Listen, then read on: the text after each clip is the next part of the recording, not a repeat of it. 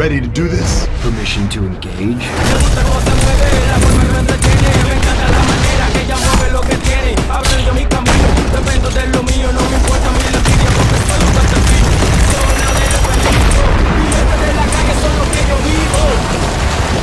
Hi, I'm Joshua Vanderwall, and this is our video review of Army of Two, The Devil's Cartel. The Army of Two series has tried to make itself stand out from the shooter crowd with its focus on two-player co-op, and the latest entry in the franchise, Army of Two, The Devil's Cartel, makes a point of continuing this tradition. Unfortunately, despite being a surprisingly enjoyable experience, the two-player co-op focus is not enough to separate Army of Two, The Devil's Cartel from any number of other run-of-the-mill third-person shooters. In Devil's Cartel, you play as the mercenary Alpha alongside your ultra-generic partner, Bravo, in a two-man strike team under orders from the paramilitary outfit TWO. After an unimaginative flashback which sets the stage for the story, you're thrown headlong into what is, for all intents and purposes, an all-out war with the Mexican drug cartel led by Bautista.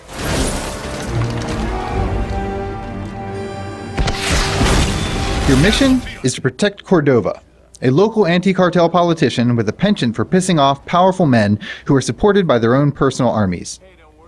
Devil's Cartel tells a fun, if entirely predictable story, but doesn't take itself too seriously as it's throwing out cliched plot points left and right. It even goes so far as to have the characters joke in their dialogue about how they saw certain plot twists coming. So much for infiltration!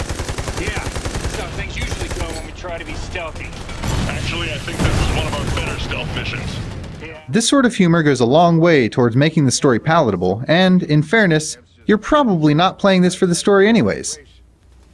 The Devil's Cartel can be played largely solo without requiring much teamwork, but certain situations, like dealing with machine gun emplacements, will emphasize the importance of some level of cooperation. Firing at enemies from cover will draw fire to you and take the heat off your partner, allowing Bravo to move in for the flank or simply stay alive. If you like scoring headshots from behind a wall, tactically outmaneuvering your enemies, or making your AI partner play by your rules by sending him on a suicide run into enemy fire, you'll find a lot to enjoy in the Devil's Cartel's combat system. In addition to the co-op focused gameplay, Devil's Cartel tries to differentiate itself from other third-person shooters with the overkill ability.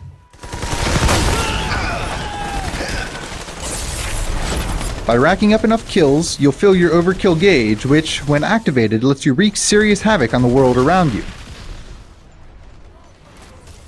Overkill makes you invincible, stops your guns from consuming ammo, and gives you bonus damage, allowing you to easily destroy whatever pieces of cover your enemies may be cowering behind.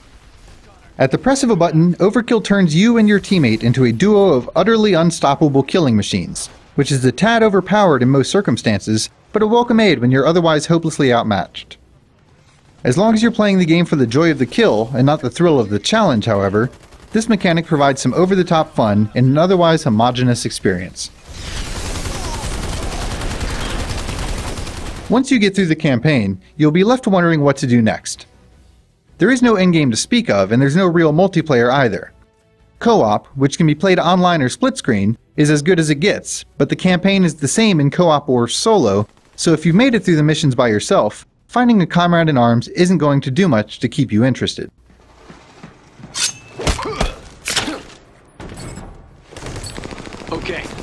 While the story in Army of Two, The Devil's Cartel is fairly shallow, and the gameplay is less than innovative, as far as generic shooters go, Devil's Cartel is an entirely enjoyable experience.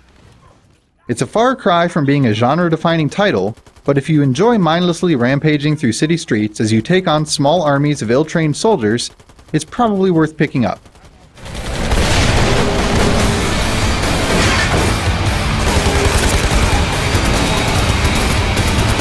Drive straight!